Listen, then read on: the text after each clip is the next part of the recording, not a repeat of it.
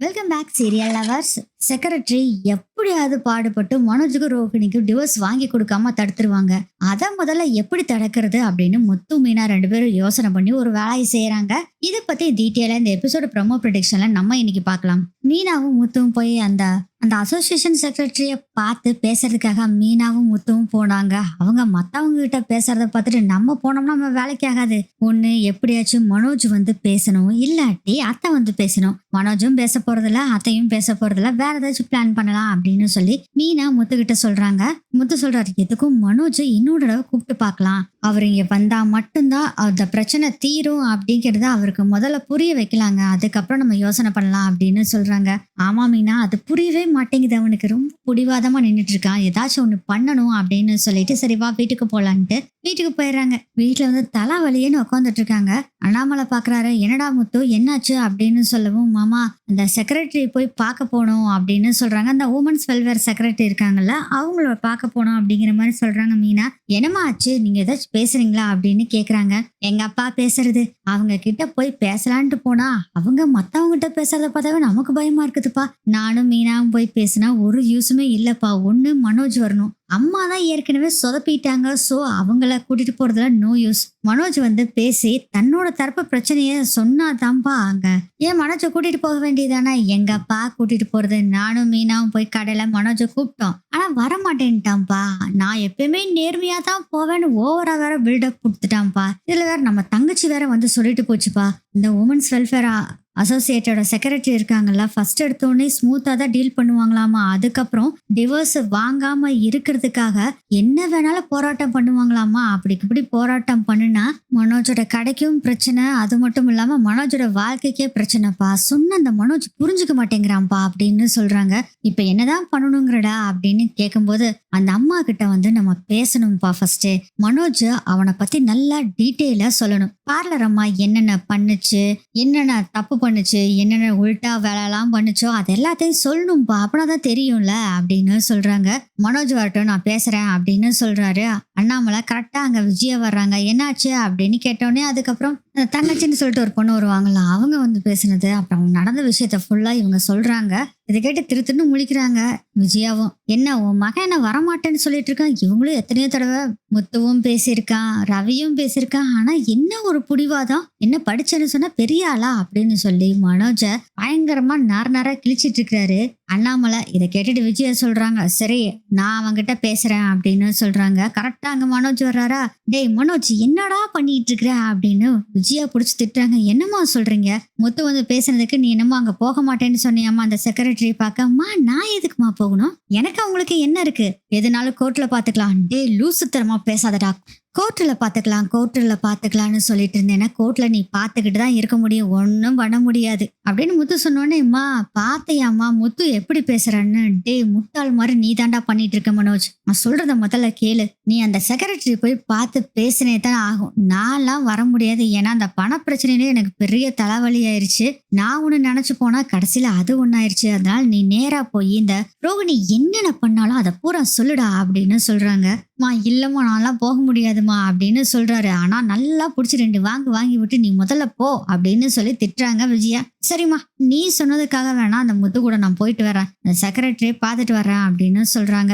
அப்பாடா இப்பனாச்சும் உனக்கு அறிவு வந்தது, சூப்பர்டா அப்படின்னு சொல்லிட்டு இருக்காரு முத்து. இப்ப ஆக்சுவலா என்ன பண்றாங்கன்னா, முத்து, மீனா, மனோஜ் 3 பேரும் அந்த செக்ரட்டரிய பாக்குறதுக்காக போறாங்க. அதுக்கப்புறம் கொஞ்ச நேரம் வெயிட் பண்ண சொல்லிடுறாங்களா. ரொம்ப நேரம் வெயிட் பண்ணிட்டு இருக்காங்க. அதெல்லாம் பார்த்து மனோஜுக்கு செம்ம கோவம். இங்க பாருடா, நான்லாம் இவ்வளவு நேரம்லாம் வெயிட் பண்ணிட்டு இருக்க முடியாது. நான் ஒரு பிசினஸ் மேன்டா, ஒரு பிசினஸ் மேன் இவ்வளவு நேரம்லாம் வெயிட் பண்ணிட்டு இருக்க முடியாது. நான் கிளம்புறேன் அப்படிங்க. சரி கிளம்புடா போடா அப்படிங்கிறாரு முத்து. என்னடா இப்படி சொல்லிட்ட?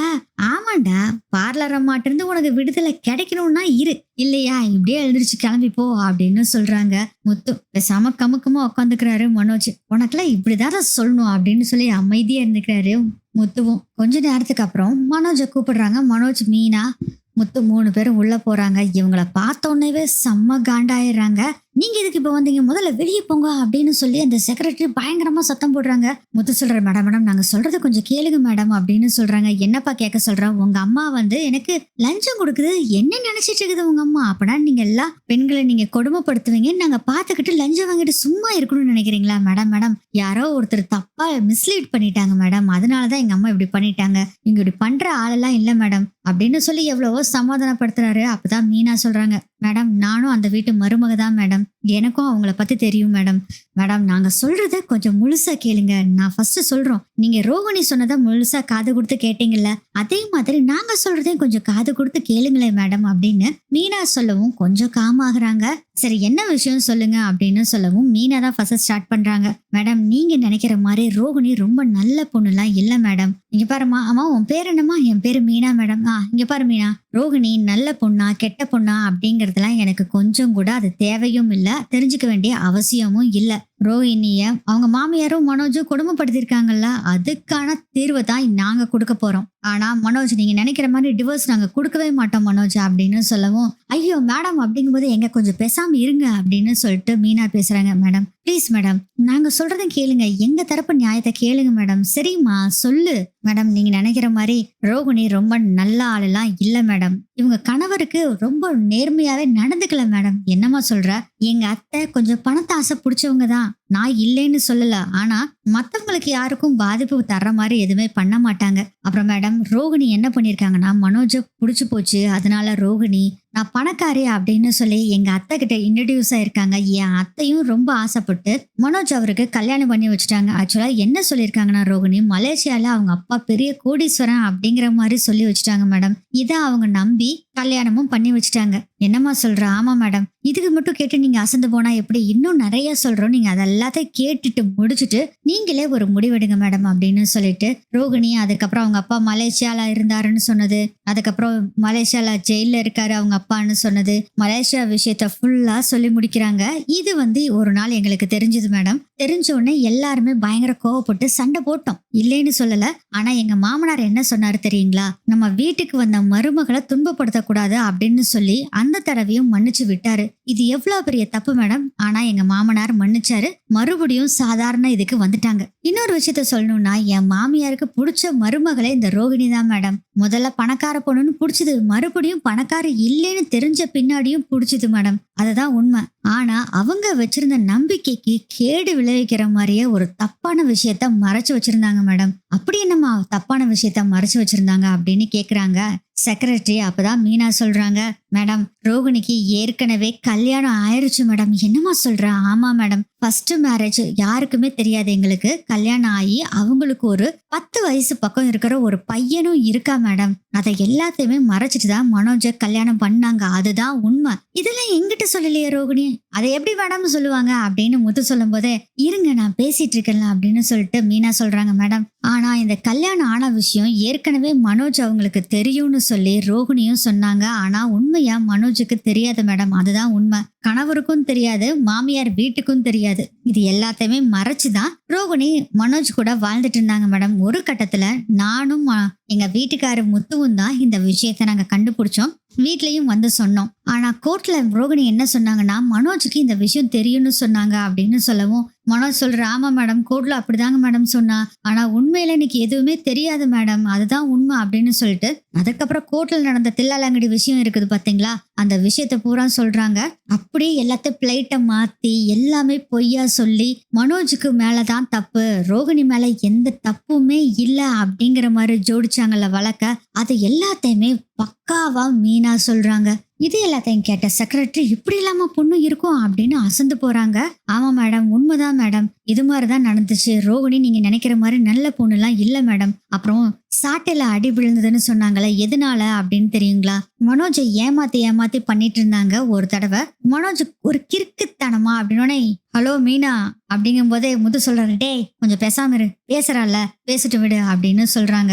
மேடம் ஆக்சுவலா இவரு கொஞ்சம் புத்தி கம்மி மேடம், அவரு ஃப்ரெண்டு சொன்ன பேச்ச கேட்டுக்கிட்டு ஃப்ரெண்டு ரோகிணியை லவ் பண்ற மாதிரி லவ் பண்றோம், இதை வச்சு நம்ம கேஸை முடிச்சிடலாம், டிவோர்ஸ் வாங்கிக்கலான்னு பொய் சொல்லி பண்ணாரு மேடம். அதனால அந்த ஃப்ரெண்டை கூட்டிட்டு போய் ரோகிணி சாட்டையில அடிக்கிற ஒருத்தரா வச்சு 20 அடி சாட்டையில அடிச்சு அடிச்சு ரெஸ்ட் எடுத்து காலையில இருந்து மத்தியானத்துக்கு மேல வரலும் அடிச்சுட்டே இருந்தாங்க மேடம். அவர் அதுல இருந்து ரிலீவ் ஆகி வர்றதுக்கு அவ்வளவு கஷ்டப்பட்டாரு. அவர் பேரும் கூட சந்தோஷ். வேணாலும் கேட்டு பாருங்க அப்படின்னு சொல்றாங்க. இதெல்லாம் உண்மையா மனோஜ் அப்படின்னு செக்ரட்டரி கேக்குறாங்க. ஆமா மேடம், நான் தான் ஏதோ அவன் சந்தோஷ் சொன்னா நான் புத்தி கெட்டத்தனமா இது மாதிரி ஐடியாவை செஞ்சு கடைசியில பயங்கரமா சொதப்பிருச்சு மேடம். மேடம் அப்புறம் இன்னொரு விஷயத்த சொல்றேன் அப்படின்னு மீனா சொல்றாங்க. இது ரொம்ப முக்கியமான விஷயம். ரோகிணி ஏன் மனோஜ் சாட்டையில அடிக்க வச்சாருங்கிறதுக்கான விஷயம் அப்படின்னு சொல்றாங்க. அதையும் சொல்லி பார்க்கலாம் அப்படின்னு கேக்குறாங்க. ஒரு திருடிய சாமியார் அம்மா மாதிரி வேஷம் போட வச்சு எங்க வீட்டுக்கு வர வச்சு என் மேல இருக்க பஞ்சகத்தை தீக்கிறதுக்காக நாங்க தானே ரோகிணிக்கு ஏற்கனவே கல்யாணம் ஆயிடுச்சு, குழந்தை இருக்கணும்னு சொன்னோம். அதுக்காக எங்களை பழி வாங்கணுங்கிறதுக்காக வீட்டை விட்டு வெளியே அனுப்புறதுக்காக ஒரு சாமியார் அம்மாவை வர சொல்லி இந்த மீனாங்கிற பொண்ணு மருமகளா இருந்தா மாமனாருக்கு ஆகாதுன்னு சொல்லி என்ன சொன்னோன்னு நாங்க எல்லாம் பயந்தோம். அதே மாதிரி எங்க மாமனாருக்கும் அடிபட்டோன்னு நாங்களும் இப்ப நான் பயந்துட்டோம். நானும் வீட்டை விட்டு என் அம்மா வீட்டுல போய் இருந்துக்கிட்டேன். அப்புறம் தான் உண்மையெல்லாம் தெரிஞ்சு அந்த போலீஸ் சாமியார் அம்மாவை போலீஸ் கிட்ட கொடுத்துட்டோம். அந்த அம்மா பாத்தீங்கன்னா நகை திருடுற பொம்பளை, அதுவும் போலீஸ்ட வசமா நாங்க தான் மாட்ட வச்சோம். அப்புறம் தான் உண்மை தெரிஞ்சு இப்பதான் எங்க கணவர் வீட்டுக்கு வந்திருக்கேன் அப்படிங்கிற எல்லா விஷயத்தையும் மீனா சொல்றாங்க. இதெல்லாம் கேட்டுட்டு இருந்த அந்த அம்மா, என்னது இது இப்படி சொல்றீங்க, இது மாதிரிலாம் இருப்பாங்களா லேடிஸ் அப்படின்னு திருத்துன்னு முழிக்கிறாங்க. இருந்தாலும் அந்த அம்மாவுக்கு நீங்க சொல்றதெல்லாம் சரிதாம்மா, ஆனா அதுக்கு ஆதாரம் இருக்காமா அப்படின்னு கேக்குறாங்க. கண்டிப்பா ஆதாரம் இருக்குது மேடம் அப்படின்னு முத்து சொல்றாரு. ஆக்சுவலா மனோஜ் ஒண்ணுமே பேசல, முத்து மீனா தான் பேசிட்டு இருக்கிறாங்க. முத்து சொல்றத பார்த்துட்டு என்ன தம்பி சொல்றீங்க, ஆதாரம் இருக்கா அப்படின்னு. ஆமாங்க அப்படின்னு சொல்லிட்டு ஃபர்ஸ்ட் ஆதாரம் ஏற்கனவே ரோகிணிக்கு கல்யாணம் ஆயிடுச்சு அப்படிங்கிறதுக்கு ரோகிணியோட முன்னாள் கல்யாணோட அண்ணா இருக்காரு, அவரு ஆதாரம். அதே மாதிரி மனோஜ் தான் அடுத்ததுக்கு சாட்சி. ரோகிணிக்கு கல்யாணம் ஆனது மனோஜுக்கு ஏற்கனவே தெரியவே தெரியாது. அதுக்கு ஆதாரம் மனோஜ் தான், வேற யாரும் இல்ல. மனோஜ் சொல்றாரு, மேடம் அவ உண்மையாவே எங்ககிட்ட சொல்லல மேடம், ஆனா சொன்னேன்னு கோர்ட்ல சொல்றா அப்படின்னு சொல்லும் போதே மீனா சொல்றாங்க, மேடம் இந்த போலீஸ் சாமியார் அம்மாவை கூட்டிட்டு வந்ததுங்கள அதுக்கான ஆதாரம் அந்த அம்மா ஜெயில தான் இருக்கு. நீங்க போலீஸ் ஸ்டேஷனுக்கு வேணாலும் நாங்க போன் பண்ணி தரோம், நீங்க பேசுங்க அப்படின்னு சொல்லவும், இருமினா நானே ஃபர்ஸ்ட் போன் பண்ணி தரேன்னு சொல்லிட்டு போலீஸ் ஸ்டேஷனுக்கு கால் பண்ணி சார் இப்படின்னு விஷயத்த பூரா சொன்னோன்னே, சரி அந்த செக்ரட்டரி கிட்ட கொடுங்க நான் பேசுறேன் அப்படின்னு இன்ஸ்பெக்டர் சொல்றாரு. இன்ஸ்பெக்டர்கிட்ட செக்ரட்டரி பேசுறாங்க. அந்த அம்மாவும் நடந்த விஷயத்த பூரா அந்த கேக்குறாங்க. அவரும் ஆமா அவங்க சொல்றதெல்லாம் உண்மைதான் அப்படின்னு சொல்றாங்க. அப்புறம் போனை கட் பண்ணணும். இப்ப புரியுதா மேடம் அப்படிங்கிறாங்க. புரியுது சார், இப்படிலாம் செய்வாங்களா, இருந்தாலும் எனக்கு ரோகிணி அவங்க கணவர்கிட்ட உண்மை சொல்லிட்டேன்னு தானே சொல்றாங்க. ஒருவேளை அது உண்மையா இருந்தா மனோஜ் ஏற்கனவே வில்லங்கம் பிடிச்ச ஆளா இருக்காரு, அன்னைக்கு சாட்டையில அடிச்சிருக்காரு, 2 பேரும் சேர்ந்துட்டு இப்படி பொய் சொல்லியிருந்தா அப்படின்னு கேட்கவும், மேடம் அதுக்கும் எனக்கு ஆதாரம் இருக்கு அப்படின்னு சொல்லிட்டு வித்யாவுக்கு போன் பண்ணி ஒரு 10 நிமிஷம் மட்டும் இங்க ஒரு சின்ன வேலை வந்துட்டு போயிரு அப்படின்னு சொல்றாங்க. வித்யாவும் பாத்தீங்கன்னா சரின்னு சொல்லிட்டு முருகன் வித்யா 2 பேரும் வர்றாங்க. நடந்த விஷயத்த பூரா முருகன் வித்யா சொல்றாங்க. அதே மாதிரி கோர்ட்ல முருகன் வித்யா 2 பேரும் பேசுனது அப்படியே அவங்களுக்கு சாதகமா ரோகிணி மாத்திட்டாங்கல்ல, அந்த விஷயத்தையும் சொல்றாங்க. இதை கேட்ட உடனே அசந்து போயிறாங்க செக்ரட்டரி. இது மாதிரிலாம் ஆளுக இருப்பாங்களாடா அப்படின்னு சொல்லி பயங்கர ஷாக்கா பார்த்துட்டு இருக்காங்க. அப்ப மீனா சொல்றாங்க, பாத்தீங்களா மேடம் அவங்க பண்ண விஷயத்த, அவங்க நீங்க நினைக்கிற மாதிரிலாம் ஆள் இல்ல மேடம், அவங்க பயங்கர வில்லாத வில்லி அந்த ரோகிணி அப்படின்னு சொல்றாங்க. அப்ப வித்யா சொல்றாங்க, மேடம் நான் ஒண்ணு சொல்றேன், தப்பா நினைச்சுக்காதீங்க, அவ என்னோட பெஸ்ட் ஃப்ரெண்டு தான், பட் அவ ரொம்ப நல்ல பொண்ணுலாம் சொல்ல முடியாது மேடம். நானும் நிறைய தடவை மனோஜ் கிட்ட உண்மையை சொல்லிருன்னு சொல்லியிருக்கேன் மேடம். அவங்க அம்மாவும் சொல்லியிருக்காங்க, ஆனா எதுவுமே கேட்காம இப்படி பண்ணிட்டா மேடம். அவ சும்மா சாதாரண பொண்ணுலாம் இல்ல, பயங்கர வில்லி அப்படிங்கிற மாதிரி அவங்க வேற சர்டிபிகேட் கொடுத்துட்டு போயிடுறாங்க. முத்து சொல்றாரு, மேடம் இந்த ஆதாரங்க போதுமா இல்ல இன்னும் வேற ஏதாச்சும் வேணுமா அப்படின்னு சொல்லவும் செக்ரட்டரி சொல்றாங்க, அப்பா இந்த ஆதாரமே போதும். இப்படி ஒரு பொம்பளையும் இந்த உலகத்துல இருக்காங்களா, இவ்வளவு கேவலமான ஆளுகளும் இருக்காங்க பாரு. ஆஹா, நான் இந்த தடவை உங்களுக்கு தான்ப்பா சப்போர்ட், நான் மனோஜுக்கு தான் சப்போர்ட் அப்படின்னு சொன்னோன்னே ஹபாடா அப்படின்னு எல்லாத்துக்கும் ஆகுது. இப்ப என்ன பண்ணலாம் அப்படின்னு சொல்லவும், ரோகிணி வரட்டும் அவகிட்ட பேசிக்கிறேன் நானு, அவளோட உண்மையான முகம் இப்பதானே எனக்கு தெரியுது, இனி நான் அவளுக்கு சப்போர்ட்டா இருக்கவே மாட்டேன் அப்படின்னு சொல்லிட்டு உடனே ரோகிணிக்கு போன் பண்ணி வர சொல்றாங்க. ரோகிணியும் மேடம் சொல்லுங்க அப்படின்னு சொல்லிட்டு அவங்களும் வந்துடுறாங்க. வந்து பார்த்தா இவங்க 3 பேர் நின்றுட்டு இருக்காங்க. ஏமா இவ்வளவு கேடுகட்ட ஆளா இருப்பேன்னு நீ கொஞ்சம் கூட நான் நினைச்சும் கூட பாக்கலாமா, என்னமோ நீதான் ரொம்ப நல்ல பொண்ணு மாதிரி, மத்தவங்க எல்லாரும் கெட்டவங்க மாதிரி, உன் மாமியார் கொடுமைப்படுத்துறாங்க அப்படி இப்படின்னு சொன்னியே, ஆனா எதுக்காக கொடுமைப்படுத்தினாங்கன்னு விஷயத்த நீ சொல்லவே இல்லையே அப்படிங்க. மேடம் இவங்க சொல்றதெல்லாம் நம்பாதீங்க மேடம், அத்தனையும் பொய்யா அப்படின்னு சொல்லும் போதே, இங்க பாரு நீ வர்ற வரைக்கும் நாங்க என்ன சும்மா இருந்தோம் நினைச்சுக்கிட்டு இருக்கியா? நான் முத்துவையும் சொன்னதே நம்பல, இவங்க யாரும் சொன்னதே நம்பல. இதெல்லாமே உண்மையானு சொல்லி கோர்ட்டு முதற்கொண்டு எல்லா பக்கமும் பார்த்து விசாரிச்சு ஆளும் வந்து என்கிட்ட சொல்லியாச்சு. வக்கீல் அம்மாட்ட இருந்து எல்லாத்துக்கிட்டயுமே நான் பேசியாச்சு. நீ பண்றது என்ன ஒரு கோல்மால்தனம், தில்லாலங்கடி எல்லாமே தெரிஞ்சு போச்சு. இவ்வளவு மோசமான பொண்ணா இருந்துகிட்டு நீயும் மத்தவங்கள குறை சொல்ற பாரு. ஆஹா, என்ன ஒரு பொண்ணுமா நீ. மேடம், அவங்க சொல்றதெல்லாம் நம்பாதீங்க மேடம். இங்க பாருமா, இப்பதான் சொன்னேன்ல, அவங்க சொல்றத நான் நம்பல. அவங்க சொன்னதை வச்சு எல்லாம் விசாரிச்சாச்சு. அவங்க சொன்னதுதான் உண்மை. நீ சொன்னது எதுவுமே உண்மை இல்லை. இப்ப சொல்றேன், நான் மனோஜுக்கு தான் சப்போர்ட் பண்ணுவேன். உனக்கும் மனோஜுக்கும் டிவோர்ஸ் வாங்கி கொடுக்கறதா என்னோட வேலை. இந்த அசோசியேஷன் பாவப்பட்ட அப்பாவி பெண்களுக்காக உருவாக்கப்பட்டது, உன்ன மாதிரி வில்லிகளுக்கு உருவாக்கப்பட்டது இல்லம்மா. அதனால நீ கிளம்பு, முதல்ல காத்து வரட்டும். ஆனா இன்னொன்னு சொல்றேன், நான் மனோஜுக்கு தான் இப்ப வந்து சப்போர்ட் பண்ண போறேன். இன்னை எந்த பிரச்சனை வந்தாலும் நான் மனோஜுக்கு தான் சப்போர்ட்.